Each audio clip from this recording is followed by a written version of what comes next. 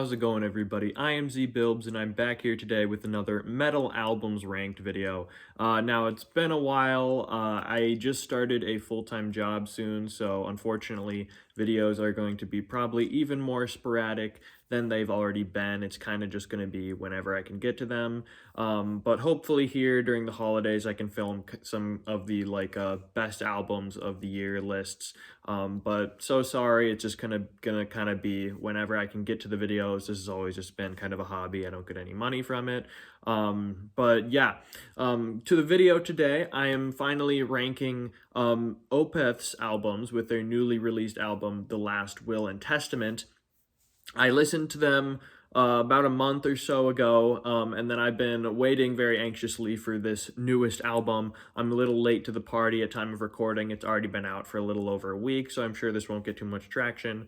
But either way, I am very excited to get to this band because this has been a very surprisingly great band for me. I listened to a little bit of it out of curiosity, because I know they're so well respected, but I didn't expect to much like them because I'm not the biggest death metal fan and I'm not the biggest progressive metal fan, and Opeth as a progressive death metal band, I was like, how much can I really like it? And it took a little time to get used to their style, but I can confidently say that I am absolutely sold. These guys absolutely wormed their ways into my heart, and they've now already one of my favorite metal bands that I've listened to. They're just so unique. Nobody else makes stuff quite like Opeth. So I'm excited to go through and rank them from my least favorite to my favorite. I wouldn't say there's really any bad albums other than the very last one, and even then it's kind of just sort of an opinion. I can see people who would like it. It's just kind of ranking it from ones that I don't like as much but are all right, all the way to some of the best. So without further ado, let's get going. At my number 14 spot, my least favorite Opeth album by a pretty wide margin is Heritage. Now, when it comes to Opeth's new era progressive stuff, there's definitely a lot of very kind of controversial opinions. Most people don't like them as much as their classic stuff. And in terms of this list, my opinions on their new era stuff ranges all over the place. I'd say in terms of this list, I would say the middle of it is going to be very controversial. The beginning and end are kind of what you would expect, because I usually see this one, I think, near the bottom-ish, if not at the bottom, because in terms of their new era stuff, everybody's got their opinion on what they like and dislike most, but this one is just so weird, especially right off the heels of Watershed. This came out and it was a complete left turn. Even compared to their other new era albums, like Pale Communion or Sorceress and stuff, it just has this, the production quality in particular, I am not the fan of at all. It sounds really droned out and lo-fi, and it kind of clashes with the sound of the vocals and the music that they're doing. I've heard this is supposed to be kind of some sort of weird initiation into a cult, and if so, I don't know, I guess I'd have to listen to it a few more times. But really, in terms of this whole album, the only song I like is The Devil's Orchard. Every single other song, I don't like it on my ears. It just sounds bad. Just mostly with the production, obviously, the musicality, and Michael, I'm just gonna call him Mikkel because I don't know. His vocals are great as ever, but I just do not like what this album has to offer, so maybe it'll grow on me. Let me know in the comments if any of you guys really like it, but that's definitely Heritage coming in at my least favorite album. Moving on to number 13, I have their debut album, Orchid. Now, this album is kind of here just kind of by default, just because it's one of their more extreme metal albums. Their first two were kind of just straight up black metal albums. They definitely had progressive elements in there, and you can see where they would go from here. But when it comes to me with extreme metal, I need more of that lighter edge to actually be interested in it. If it's just kind of like harsh and extreme, I don't really care much for it, and that's the bulk of what these first two albums are. There's definitely still good stuff in here. I like Requiem. That's, I think, a nice instrumental one. And there's good pieces here and there in other songs like The Twilight is My Robe and The Apostle in Triumph. So there's some stuff that I like in here. But man, there's some really long songs that just go on and on and on. And even if there's pieces that I like of the songs, I wouldn't come back to listen to them just because there's so much and they're so long and just kind of uninteresting to me as a whole. So you can definitely see some inklings of what is to come, but as a whole, this album doesn't really do much for me. So moving on to number 12, I kind of alluded to this, but I have got Morningrise.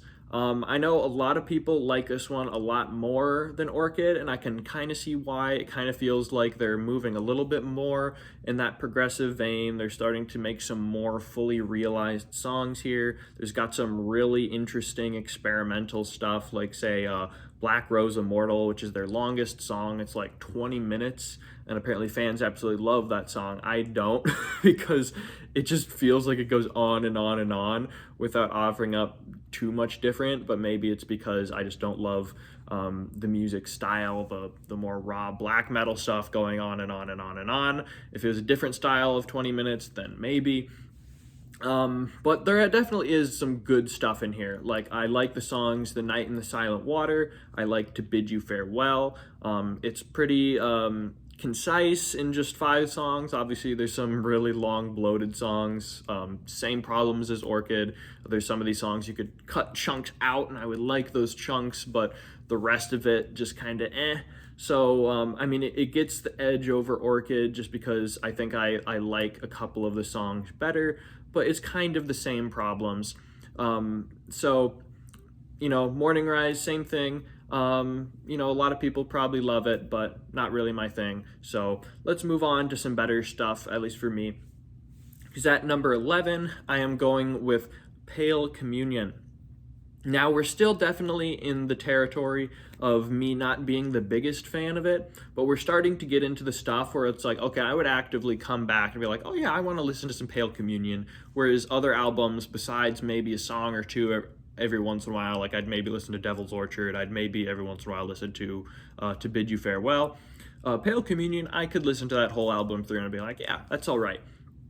Now, still on the lower end of Opeth albums and of their new era Opeth albums, I've seen people tend to be pretty split on this one. It's either their least favorite of the new era or it's their favorite.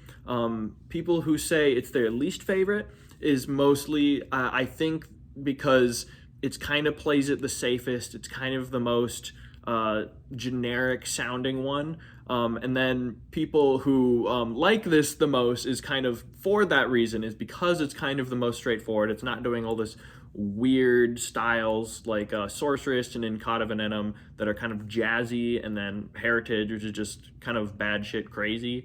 So this is the most just straightforward and accessible one.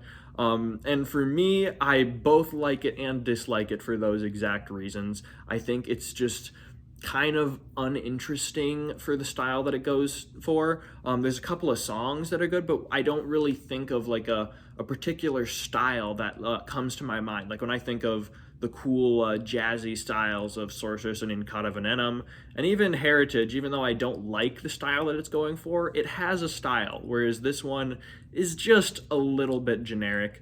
But the good kind of clean, straightforward songs that it does hit on well do hit pretty well. And so songs like Eternal Rains Will Come and Voice of Treason are both excellent songs that I will choose to come back to many times. There's some other solid ones like Cusp of Eternity and Faith in Others that I think are good. But as a whole, because this album seems a little bit too safe and generic, I would say it really is just kind of half and half. For like half of these songs, I'm just kind of like, yeah, they're okay, but they're just kind of meh, just skip them. And the other half are like, yeah, this is solid.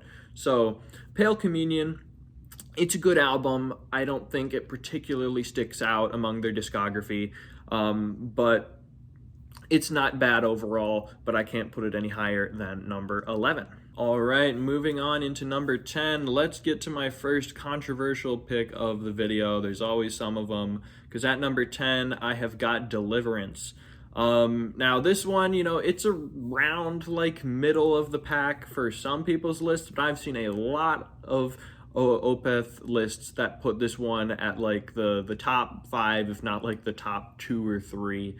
This is a massive fan favorite, which I can understand because it's probably their heaviest album. It has their darkest vibe to it, which a lot of Opeth fans love. This is right off the heels of Blackwater Park, and it kind of feels like a semi-similar continuation of Blackwater Park, but instead of having the more like strange atmospheric style to it, it kind of just increases the very dark, depressive tone to it, which for me is why it's so low. I like the I don't know, kind of weird atmospheric style that Blackwater Park has, and this one is just a little bit too aggressive. That a lot of these songs, while interesting, don't really quite do it for me, especially as someone who's not quite as big of a fan of just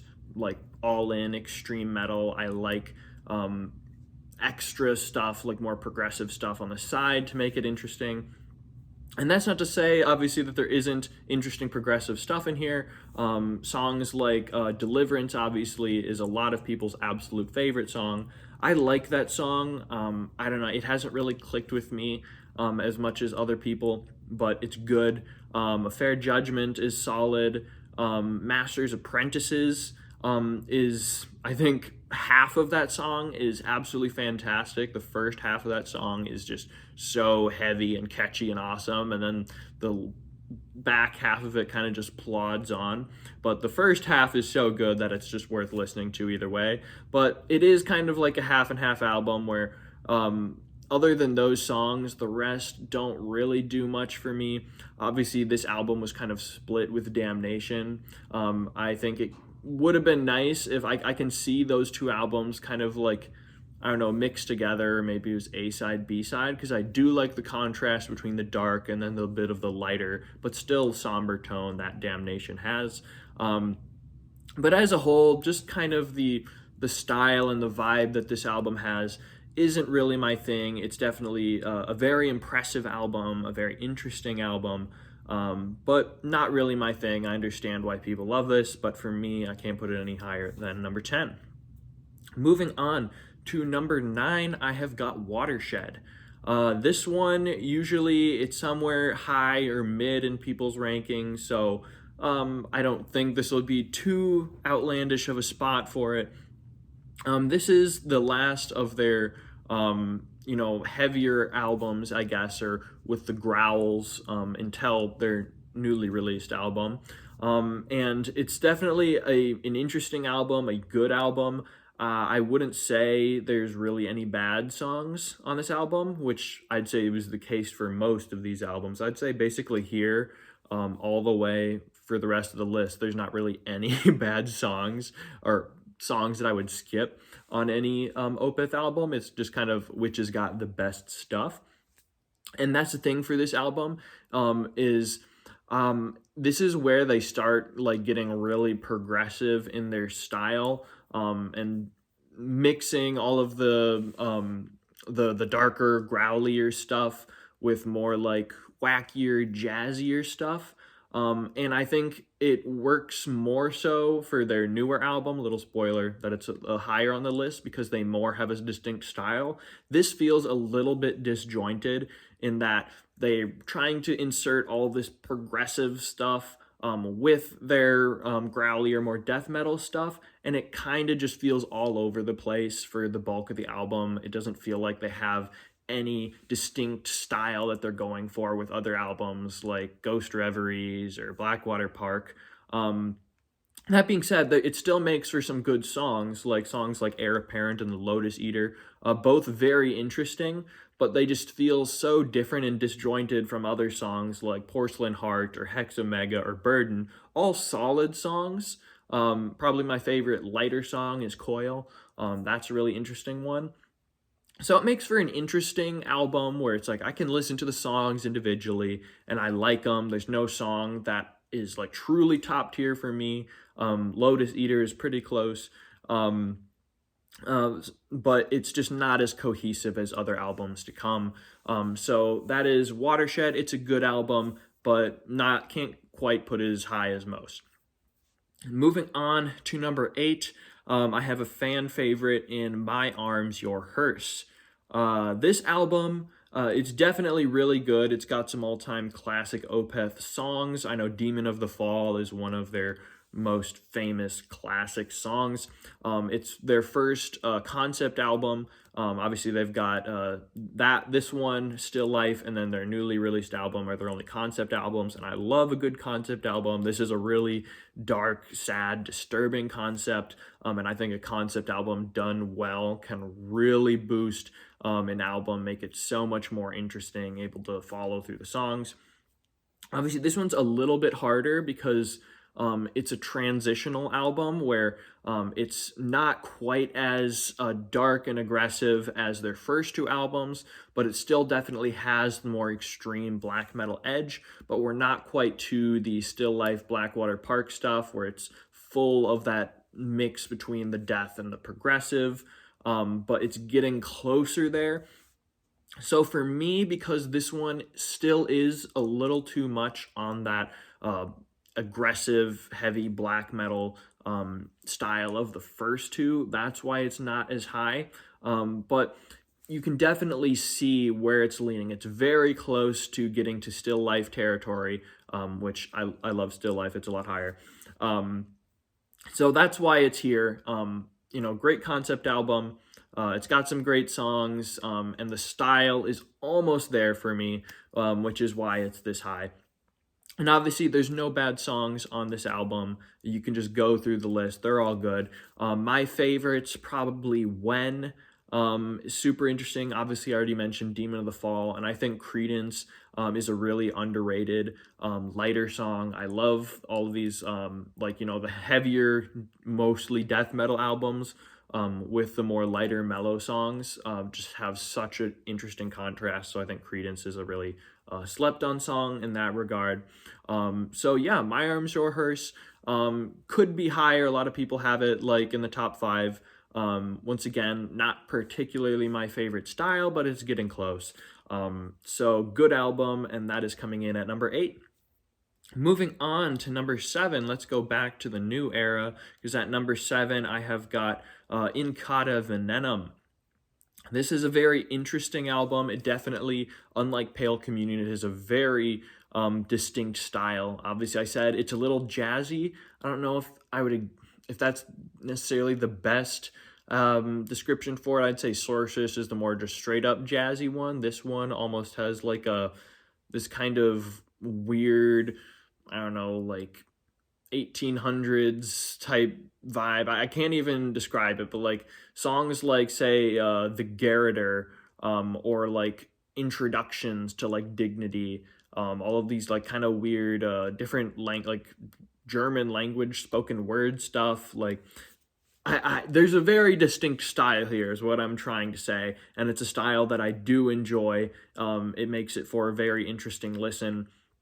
And honestly, most of these songs are absolute bangers. There's some great ones in here. My favorite song probably is Dignity. The breakdown later in the song is one of my favorite parts of any clean Opeth albums. Other songs like Heart and Hand, already mentioned The Garroter is excellent. I like Next of Kin. So a lot of great songs on this album. It's cool that they did this in English and Swedish, by the way. It's not any higher. Like, I don't really think I can say too much bad about it. There's a couple of okay songs, just maybe not quite as high of highs as other ones to come, but still a solid album. So yeah, In Cauda Venenum, pretty good, coming in at number 7. All right, moving on to number 6. This is where it gets really hard. All of these albums from here on up are absolute top tier albums, and it's really hard to place them. But I got to, so At number 6, I have got Sorceress. This is my favorite of the new era Opeth, like the more clean albums, the progressive albums.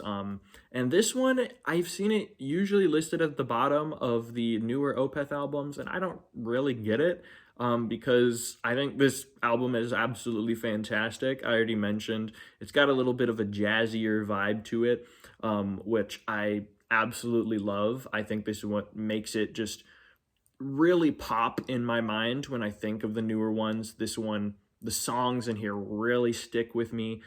They're really light and fun, but have got some actually surprisingly chuggy and heavy stuff to go with this jazzier style. Like obviously the probably the best song on this one is fan favorite one, the title track Sorceress, and that one has this really jazzy opening, and then it goes into like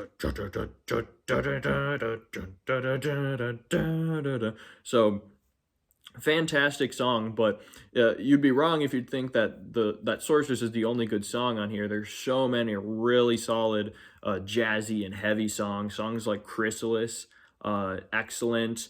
Will o' the Wisp and the Wildflowers are fantastic. Probably my second favorite on the album is Era. That one's lighter but just super fun, catchy chorus. Seventh Sojourn, A Fleeting Glance. So there's not really any skippable tracks on here. It's all just super interesting. I just really love the style. I can see why it would be, a little bit subjective, or it's like if you don't really connect with that ultra jazzy and heavy blend, then you'd probably, you'd put it near the bottom. But for me, it absolutely works, and so it makes it for my favorite of the new progressive era of Opeth. But it's not quite my favorite of the fully clean Opeth albums, but it's pretty close. So that's Sorceress at 6. Moving on to number 5 is my favorite of the clean only Opeth albums, and that, of course, is Damnation.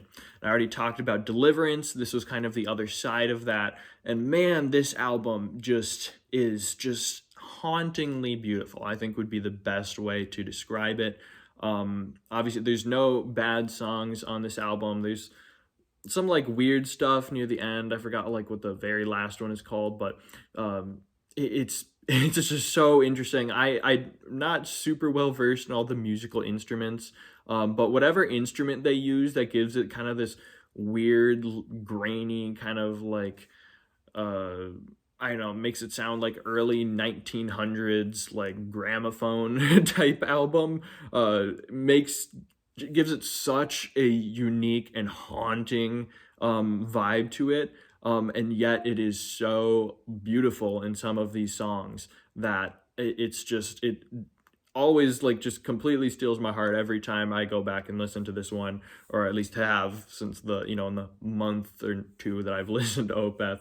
Obviously, songs like Window Pane are beautiful. In My Time of Need is one of their most classic songs. It's probably the best on the album. But other ones like Death Whispered, A Lullaby, Hope Leaves, and To Rid the Disease are probably my second and third favorite. Ending Credits is so good. So I don't know. There's not too much more to say about this one. It's so beautiful. It's sung beautifully. It has such a amazing and unique production on this one, and it's such a testament to how interesting Opeth is, how they're willing to take risks and have all this crazy, heavy, dark stuff like Deliverance, and then this on the other side, which is still really dark album, but in a completely different way. And then they've also got like albums like Sorceress, which is still really heavy, but also crazy and jazzy. And it's just like every album is something different. So, it just shows what a great band that Opeth is. But enough glazing them. Let's just get on to number 4. So at number 4, I have got their newly released album, The Last Will and Testament. Now, obviously, it's very hard to rank an album that's been newly released. I'm sure this one will move up or down. It could be recency bias, why it's this high, or why it's this low, or isn't higher. But after I've listened to this album a bunch of times already, and I thought it was absolutely excellent. a lot of people say, oh, it's like a return to form. I don't think so. I think their new era stuff is still really good. And this still feels like a new era progressive Opeth album. It just feels like they're inserting a little bit of the styles from before as well. Like you've got, they brought back the harsh growls, which add for some absolutely excellent moments on this album. They brought back the concept album, which I think adds so much extra layers. This has such an interesting story through here if you can follow it. And there's not a single bad song on this album. It flows so well together. Every single song feels so unique and distinct, but works cohesively. I do have some favorites in here. I would say paragraph 1 and paragraph 5 are my favorite. Paragraph 5, I would say it gives it the edge, especially like about like halfway through, like the breakdown goes like like it's a, you know it when you hear it, but it's like it's a aggressive vocal stuff after kind of this long clean vocal part. But yeah, there's other cool stuff like Jethro Tull appears in here and does like a flute solo and some spoken word. I would say, yeah, my one like kind of drawback on this album is I think there's a little bit too much spoken word here and there that kind of takes away from the song. But even still, the spoken word still has musical stuff in the background that is making it interesting. So while I don't like it as much, the style is still very distinctly new Opeth style, and it's not the most classic. It's not recapturing the most classic era of Opeth, in my opinion, which is why I wouldn't put it any higher than 4 currently. But it's still on its own a really great album. It's definitely going to be in my top 10 favorite albums of the year. And yeah, I just think it's a great album. So moving on to number 3, I have got Ghost Reveries. Now we're getting really into like the absolute top tier of Opeth. These top 3, really close. All of them are absolute masterpieces. There's no bad songs on any of them. But had to put one of them over the other, and it turned Ghost Reveries into being at number 3. This is such an interesting album. I love spooky themed albums. Obviously, Damnation is a little bit spooky themed, but in a different kind of way. This one is more of like a haunting. It's like you're in a haunted mansion, especially with songs like, say, The Grand Conjuration. There's other classics like Ghost of Perdition. My favorite song would probably be Baying of the Hounds. Harlequin Forest is also fantastic. There's some solid, more mellow tracks in here with Isolation Years and Hours of Wealth.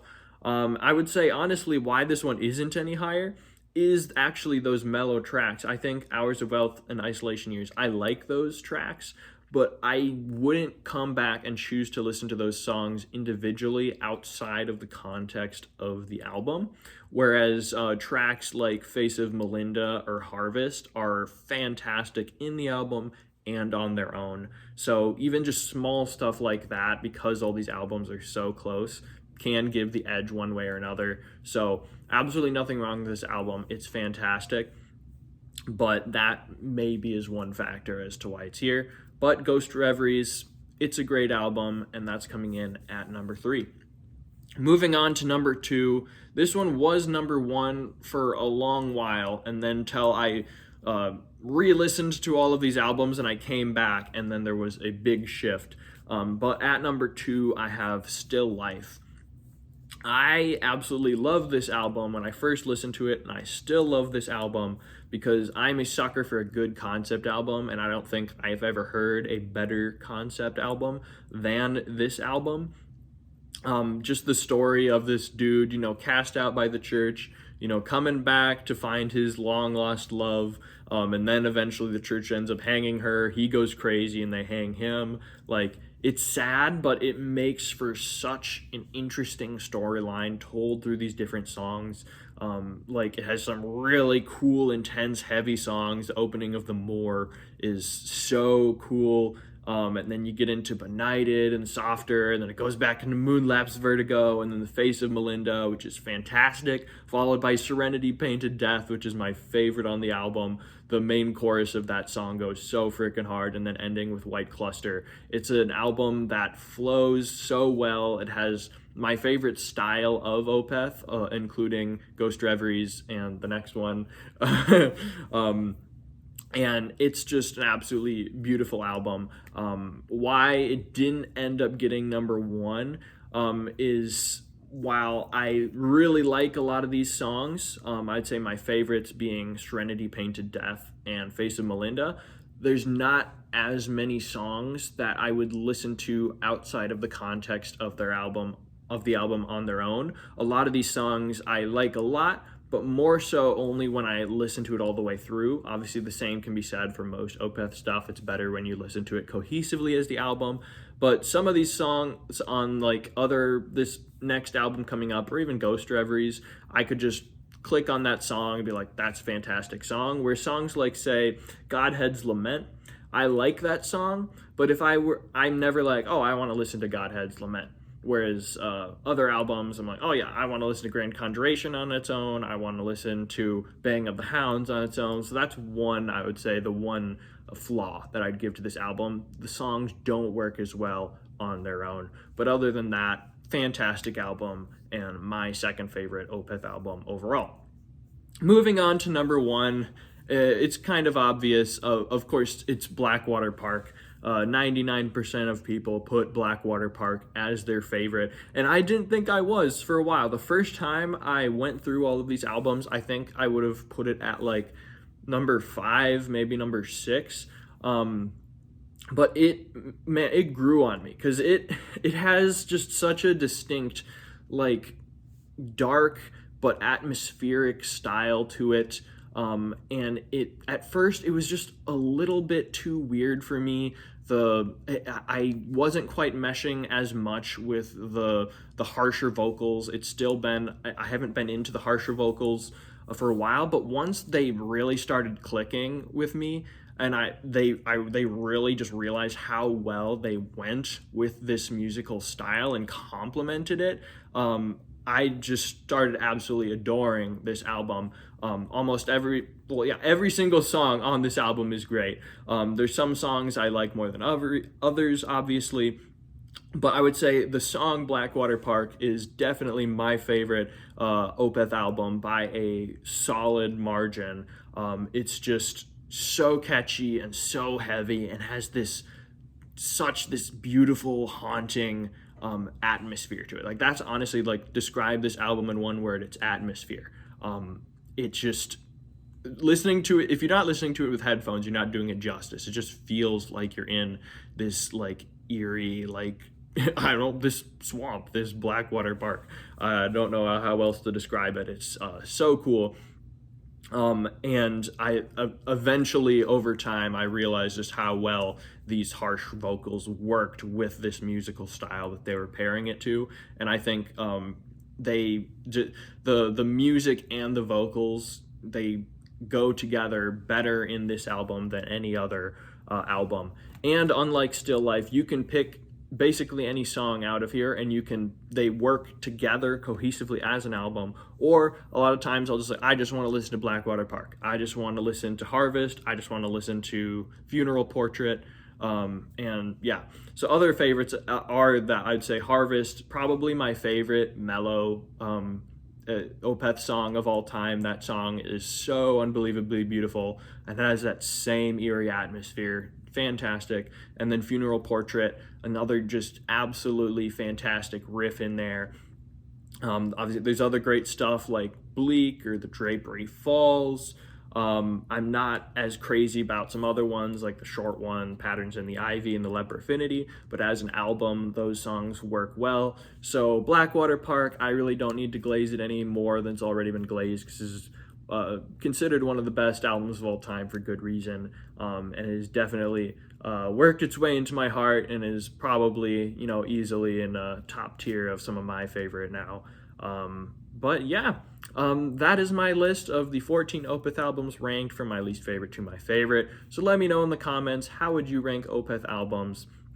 What did you think about my list? Do you agree? Do you disagree? Let me know in the comments, and comment below what other metal album ranking videos would you like to see in the future, or just videos you'd like to see in the future. Obviously, uploads are going to be sporadic, but I do read comments, and you know, I'd like to get some videos done whenever I can find time. But thank you so much for whoever has stuck through with this video and continues to like and support my content. It does mean a lot. But yeah, thank you so much for watching, and I will see you later.